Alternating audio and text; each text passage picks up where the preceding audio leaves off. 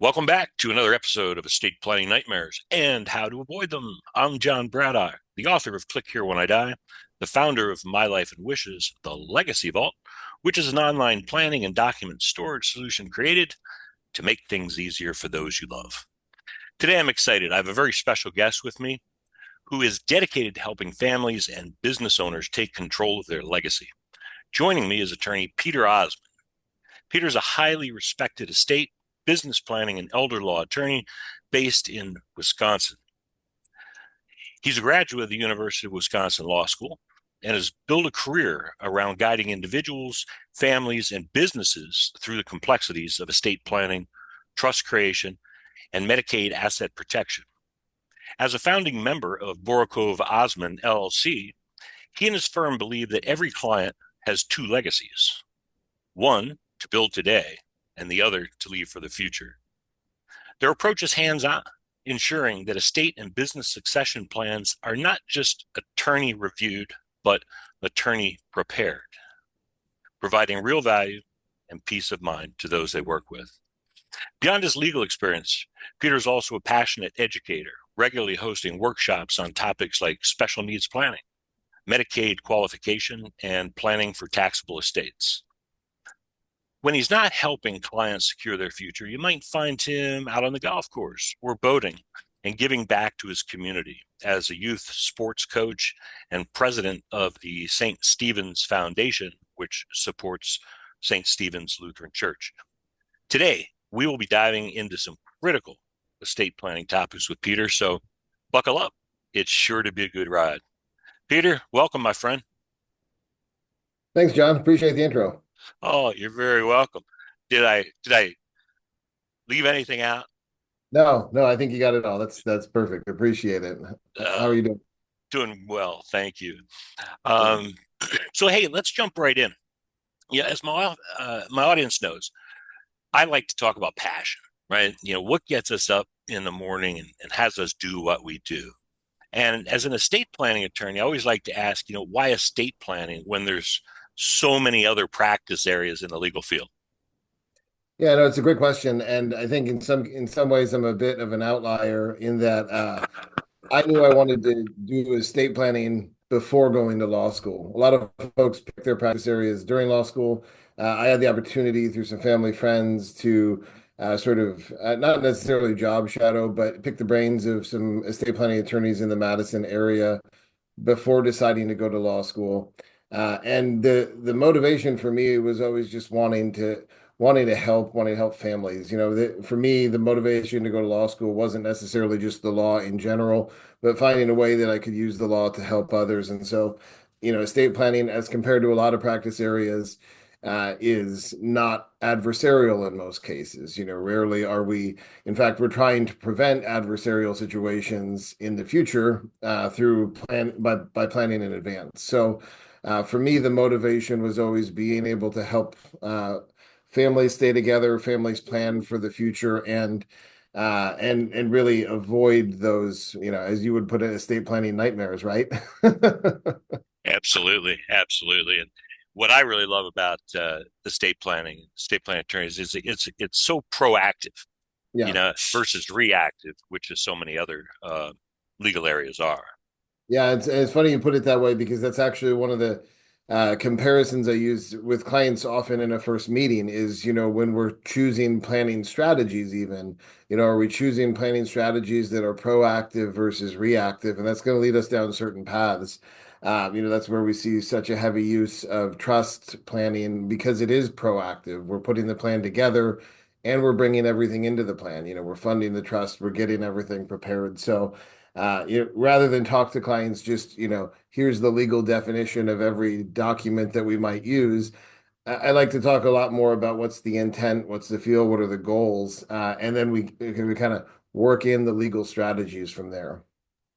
Absolutely, absolutely. So that's awesome. I really appreciate that. As you know, I call the show Estate Planning Nightmares and Yeah, how to avoid them.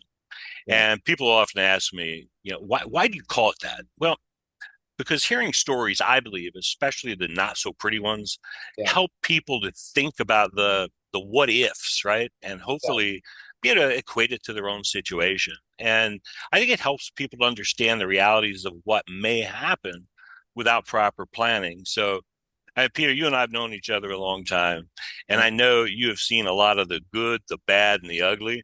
Would you be willing to share a story or two with our listeners today? Yeah, I've got a couple in mind, and in some ways, I think each of these two examples can highlight both the bad, or when it can go bad, but also how we can avoid it, often in ways that aren't as complicated as we might think.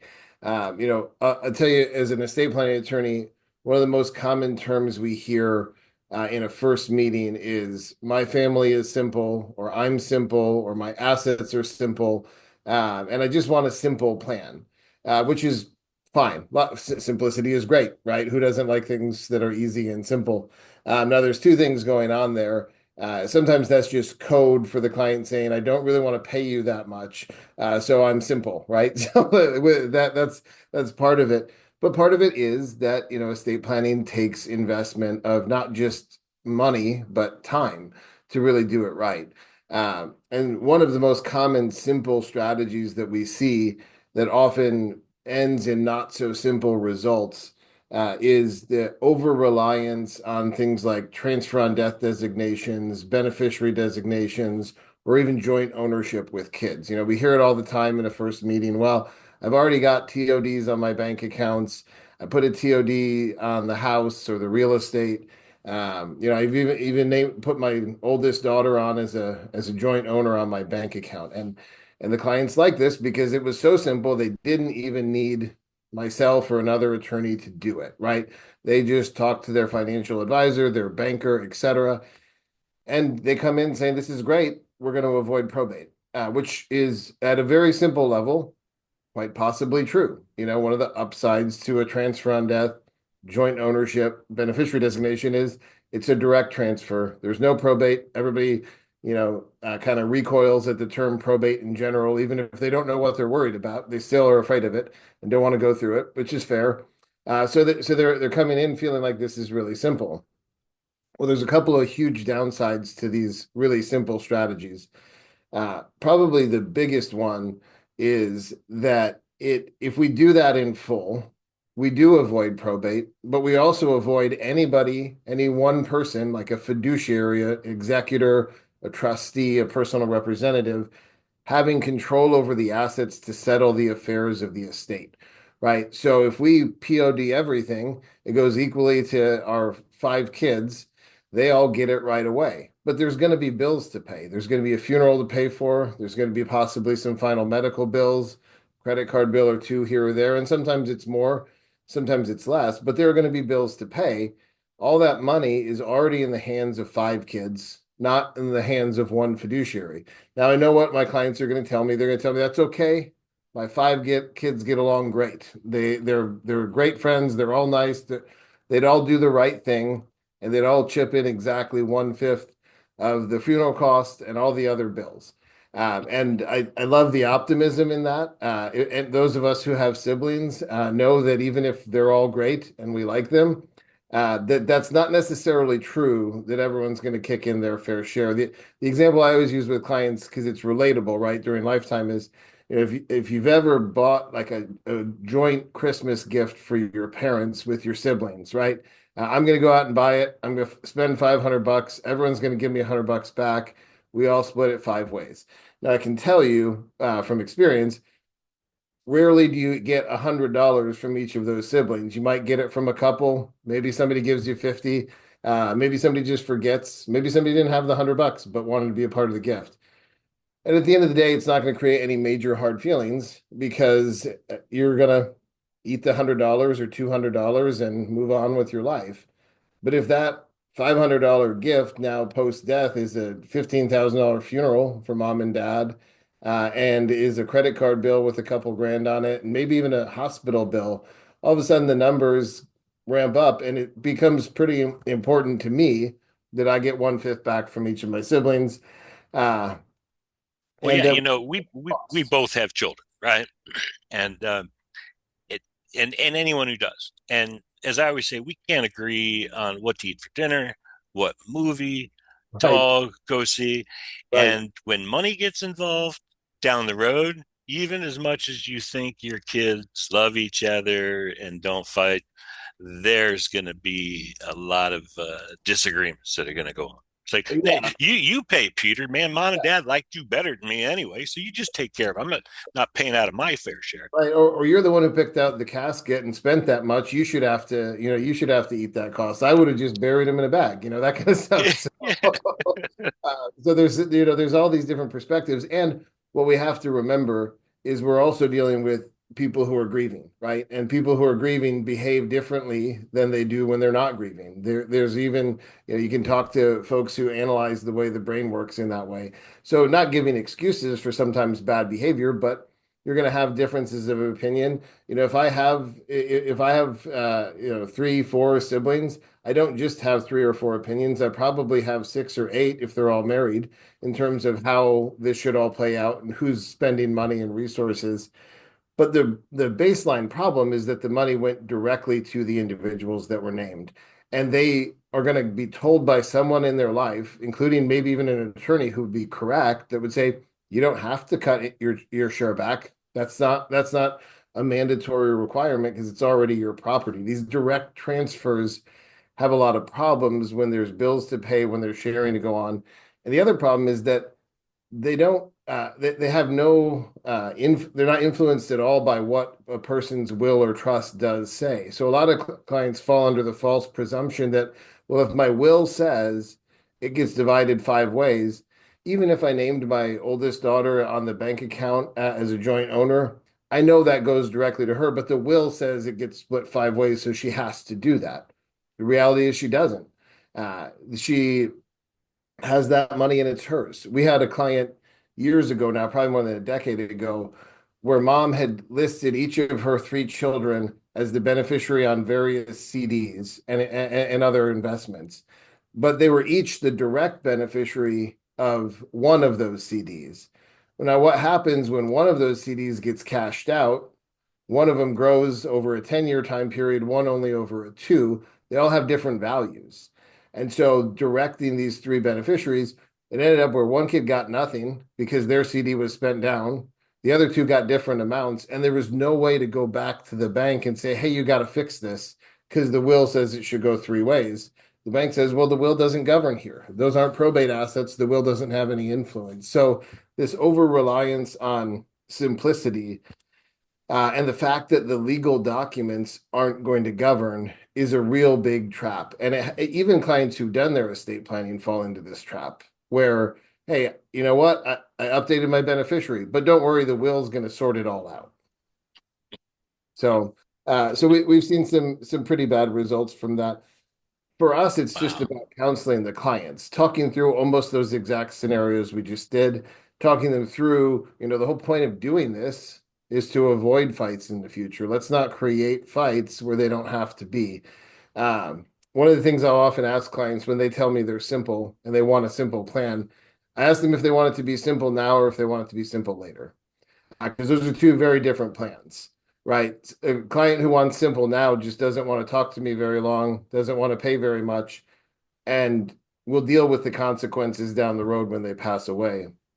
For a plan to be simple at the time of execution, at the time of administration when I pass away, we do have to invest some time and resources on the front end to make it simple for those that we love, which is ultimately, that's what estate planning is about, really, right? It's not about yourself. Right. It's about others. It's about the people you care about. Yeah, exactly. It's you know, there far too many people have the attitude, even still. It's like, well, I'm gone. Somebody's going to figure it out. Well, you know, selfish much? Yeah. Uh, because as you know, the reality is that without the plan in place, family is going to court and they're going to need attorneys, and we can invest a little bit and do that proper planning on the front end, or choose not to and let it cost family a lot of time, a lot of money, and possibly a lot of divisiveness. So I always like to say, let's divide things, not families. Oh, yeah. That's a great way to phrase it. And this idea that the kids will work it out or they'll all get along. It's just an excuse, really, to not take the time now. We often emphasize to clients that the cost of planning properly is far smaller than the cost of not planning. And not just, I mean, financially, yes, that's true. You're going to pay a lot more post-death if you haven't planned in advance, and your kids are going to lose that from the estate. But the cost is more than just the money, as you allude to. It's the relationships, it's the people, it's the siblings who the last time they talk to each other is when they get the check from the executor after mom died, and they never talk to each other again. And I can guarantee most parents, again, like you said, we both have kids. That's the last thing you would want as your legacy, is your kids not talking to each other, or not having a relationship after you're gone. Absolutely. Absolutely. Yeah. The other thing that we see, and again, it's a generic concept, but I'll apply some examples to it, is that sort of the failure to plan for the specific assets that we have and how that might play out in a shared ownership context, right? A lot of us are simple again, right? We want to leave all of our assets equally to our four kids. Okay, that's great. That's a great idea. That's really easy with bank accounts and even with retirement assets, cash and liquid assets. You can easily divide four ways. It's just math. But what happens when the assets include real estate, include family businesses, include vacation properties that everybody has shared during lifetime? Clients often think, again, the kids will work it out. The kids will figure out how to share it or figure out who gets what. And far too often we see clients relying on I'm just going to tell the attorney what I want without thinking about or talking through how will it work or will it work to transfer assets to four people. An example that's really relevant here in Wisconsin is the family lake house, right? Everybody's got their family property. It's always up north somewhere, and it's always on a lake. There's apparently enough lakes for everybody, because the vast majority of clients have some kind of family property like this in our area. And the parents have this misconception oftentimes that when they're gone, some combination of all the kids will want to keep using it and they'll maintain it together equally, and they'll all pay their share of the costs and expenses and get along. One of the reasons they have this misconception is because it's pretty easy for the kids to share it when the parents are alive, because the parents pay for the real estate taxes and the insurance and the maintenance and the upkeep, and they're up there putting the pier in the spring, they're up there taking it out in the fall. And some of the kids might show up here and there to help with that stuff, but probably not all of them or not every time. And Uh, there's but there's one of those kids that if mom and dad are gone, I'm never going there again. I don't like to fish. I don't like the bugs. yep, And yeah. yeah. So you've got all these different perceptions on it, but the glue that holds it together, like with a lot in family relationships, is the parents, right? Because when in doubt, they'll pay the extra amount, they'll cover the cost for everybody, and they won't harp on anybody for not showing up and helping out, right? They'll just kind of let it slide and they'll smooth the relationships over. Well, now when mom and dad die, and they've got four kids. One of them lives down the road from mom and dad. One of them lives in Minnesota, and two of them are on the two coasts of the country. Those four people trying to share that property together is probably not going to happen even with good planning, but it's certainly not going to happen without planning. And so, the failure to plan results in fights. It results in hard feelings about who's contributing, both financially and in person. We've had families we've worked with where, a couple of people pay all the bills right on time, but they never show up to help with any of the work. And then the ones who show up with the work feel like they don't have to pay anything because they're doing the work. And even still, we're talking about people who all want to use it. Your example, well, the kid who doesn't want to use it, I'm never going to go there again. I only went there because mom and dad were there, right? Yeah. And so you have these differences of opinions and perspectives. You really need to take the time in the planning, not only to flush some of that out, right? Part of our job as attorneys is to challenge the clients on what they think will work, right? Is to say, You really think that all four of them are going to share it equally? Do they all use it equally now? Well, now that you mention it, Joe hasn't been there in years, and he actually never really seemed to like going when we took him up there as a kid. But you gotta make them say it, right? So that Yeah. they acknowledge And then where do the you build into the plan like some provisions so that if so Joe doesn't want to be in there, so you know, then yeah, I want my 25% out. We're going to get the Uh-huh. place appraised. You all Yep. are going to have to come up with the money and take me Yep. out. Yeah, and you can get creative with it, right? Because the pushback is then, well, what if they can't afford to buy them out? Well, it doesn't have to be all at once. It can be over time. And you include the language that avoids the future fights. Because once somebody wants out, even in your example, right? Joe wants out, the other three want to stay in, and everybody agrees that that's a good result. Now, what's the challenge? Well, what's the value of the buyout? What's the value of the real estate? For the three staying in, it's the tax assessment value. It's the lowest value they can find, right? For the Yeah. one out, he wants an appraisal. He wants three appraisals and take the highest value and get the biggest buyout. You remove that through the drafting. You remove those challenges by saying we are going to get an appraisal, and here's how it's going to be determined. And Joe will want a family discount. Well, it's up to mom and dad to decide if he gets a family discount, not up to Joe and his siblings. So we draft all that into the plan so that if anybody's mad, they're mad at the people who aren't here anymore, right? They're not mad at each other for trying to pull one over on them or trying to kind of cut them out of their share. So on the real estate side, there's a lot you can do, but what you can't do is just say, I'm going to leave it to the three kids and they'll figure it out. Right. Right. Yeah, So I mean, it's really, and again, as I always say, that's why I think it's so important. So many people try the DIY route and, you know, they think the online questionnaire is getting to things, but no one except a experienced estate planning attorney is going to have a conversation that we just had here. Look, mom and dad, what's going to happen with the house? You want the kids to fight? Here are all the potential arguments that are going to go through, but we can, circumvent that. And at the end of the day, not have kids hate each other. yeah, and we have clients who say, look, okay, now they accept what we've said. They said, well, no, they don't all use it equally, but we think it could be an opportunity for them to all stay connected down the road. But we are worried. One of them, is a doctor, one of them is a school teacher, and one of them is in and out of work. So they have really very different financial positions.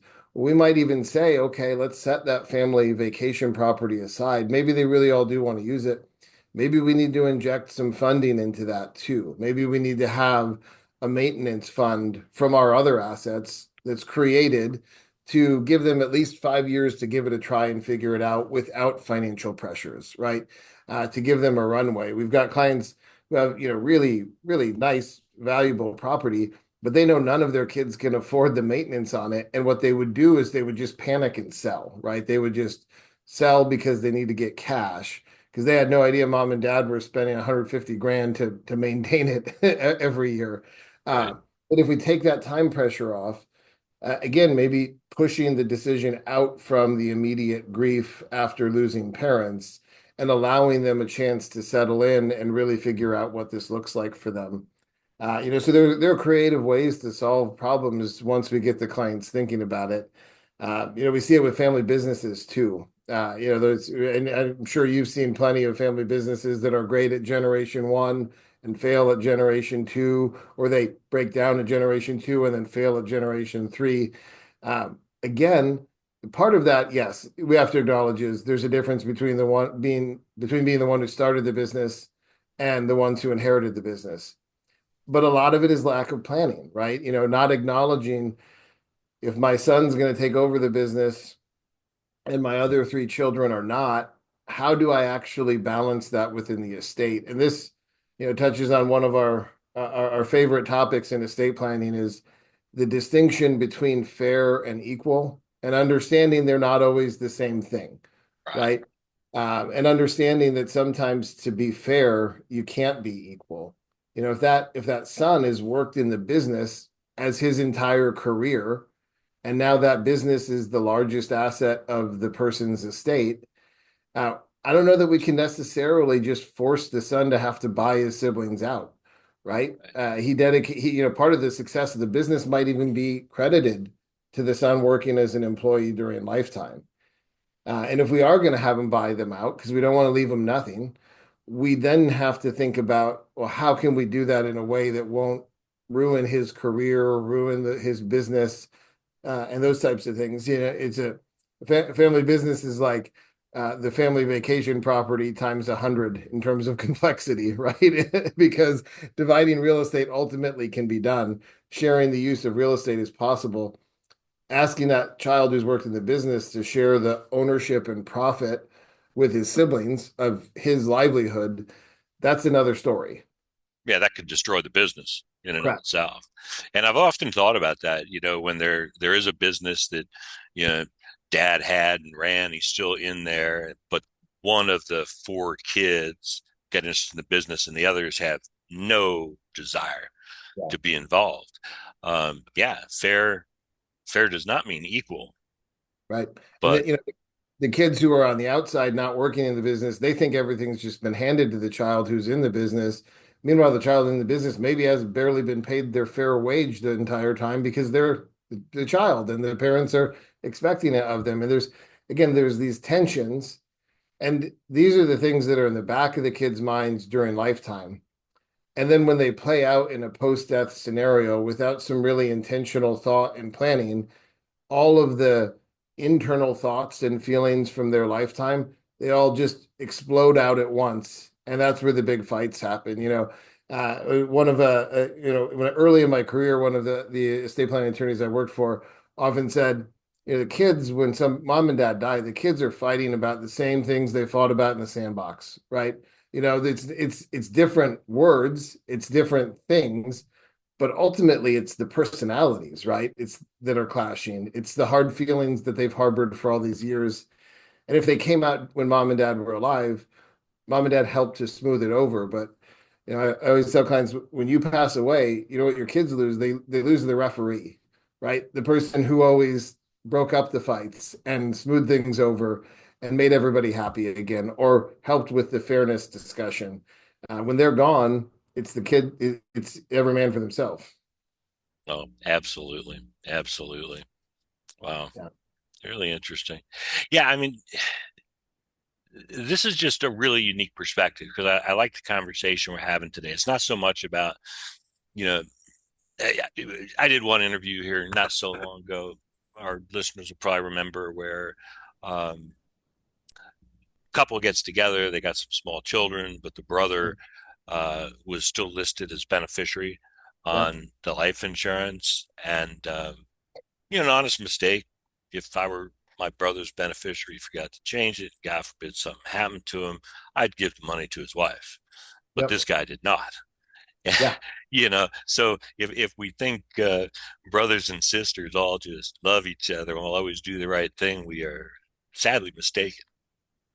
Yeah. And again, there's different reasons for it. Sometimes it's because the brother's just a bad guy and wants to keep the money and he's selfish. Sometimes the brother thinks, well, no, maybe they really did want me to have this. We had a relationship too. Uh, and sometimes it's even in between. Well, we had one where the similar situation, again, why TODs and beneficiaries can be so problematic. His money went to the brother, and it was adult children, not minor children, but adult children who should have inherited this insurance, never got around to changing it. That brother agreed should be used for the benefit of the kids, but he had conditions, and now he was playing sort of, the role of a trustee, but without guidance or direction and actual legal authority. So, no, I don't want you to use that money like that. No, I don't think you're mature enough to use that money. And it became this nasty relationship where the kids eventually said, "It's not worth it. We don't want the money. It's not worth having to deal with him." And his sort of seemingly relishing the control over them. Yeah. So yeah, it's interesting. I mean, it's all these things are avoidable. I think that's the thing to stress. When people hear these stories and hear these bad outcomes, it's not that difficult to avoid these things, but you do have to take the time and you do have to talk about it. The clients who meet with us and think they're going to have their plan done by next week, are in for a little bit of a surprise in that, no, we are going to take multiple meetings to talk through this. We are going to ask you questions that you might not have thought about yet, but this is why, right? Because we want the benefit of working with someone who does this every day is the experience they've had and their ability to apply it to your family. Yeah, absolutely. It takes planning and it takes time. I mean, you know, it's everything takes planning, right? I mean, human beings were planners by nature. We plan for, going to college. We plan for getting married. We plan a honeymoon. I mean, you know, this afternoon you might have to plan dinner. Think, all right, I'm going to stop at the grocery store, and what's the traffic going to be like on the belt line?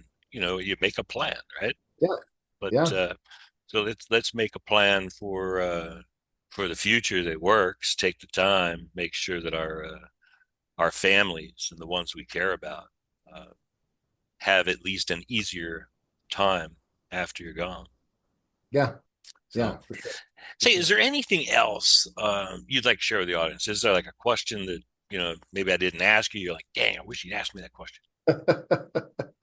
Well, one we get a lot, and I think it can be relevant for a broad audience, is, you know, especially in this day and age, why not just do it yourself, right? You watch a football game, they got trustandwill.com and they've got legalzoom.com has been around for decades now, and you can just hop on your computer, you never have to talk to anybody, and you just plug it all in. And there's two answers that I always give clients. One is the individual doesn't always know the questions to ask themselves. That's the role of an attorney. That's the role of an advisor. And the software doesn't either, because the software might be asking the question, but they're not challenging your answer. They're not redirecting you from that answer. They're just taking your input and recording it. And the other one, probably the example I've used the most and historically is much simpler than that. It's, we can all choose the things that we do it ourselves for, right? Whether it's home repairs, whether it's, the plumbing in the house, whether it's my own taxes, right? We have to pick and choose where we're using professionals. Now, I can assure you I don't do my own plumbing at home, and for good reason. But I'll tell you the one benefit I would have if I did my own plumbing is I would know if I screwed it up because there'd be water everywhere, right? And then I could get it fixed and I'd have some damage, but I could still come out of it okay. The problem with do-it-yourself estate planning is you don't know you have a problem until you can't fix it anymore. You don't know you have a problem until you're gone. And now it's your kids who are left to deal with the mistakes that you made. That is a brilliant analogy. So, and again, don't worry, I'm not going to go home and do any plumbing. So, so my neighbors don't have to worry. So. Come on, I know your wife. She wants an indoor pool. Right. Oh gosh. Oh wow. Hey, finally, how can our listeners, if they want to reach out, especially if they're in Wisconsin, the area, how do they reach out if they have any questions and need any help with estate planning or business matters? Yeah, one of the things I'm blessed with at this point in our career, and you know this too from our relationship, John, is we have a great team here. I think calling the office, uh, going to our website, and there's a way that you can submit a consultation request. You can call the office, you can email the office, and our team is super prompt in following up and identifying what the needs of the client are. So, I always encourage clients to just take that first step and reach out.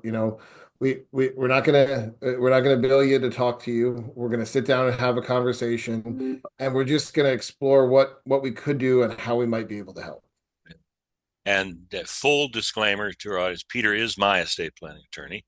Um, that's why he wasn't the first one on the show. He's on episode 53 or something. Right, that's right. Got to get around. You Um, can't be too biased. but his team is amazing. Everything they do is done with care and empathy and love for you and your family. So, um, well, Peter, I am super grateful for your time. It's always great to see you. Uh, I can't thank you enough for joining me today and sharing, with our audience a bit about you, the firm, and some of the challenges that lay in wait. Right? Yeah, well, likewise, John, I appreciate your time, appreciate the invitation. Look forward to connecting again soon. I'll have to make my way down to your warmer climates again here soon. There you go. And a big thanks to all of you, our listeners. I really appreciate you joining us for another episode. Feel free to reach out to Peter and his team if you have any questions at all. To make it easy for you, I've included all of Peter's contact information in the show notes. As always, if you found this episode helpful, don't forget to subscribe, give us a thumbs up, leave a review, and by all means, share it with someone who needs to hear it. Until next time, remember, your life is your legacy. So plan ahead and make it a great day.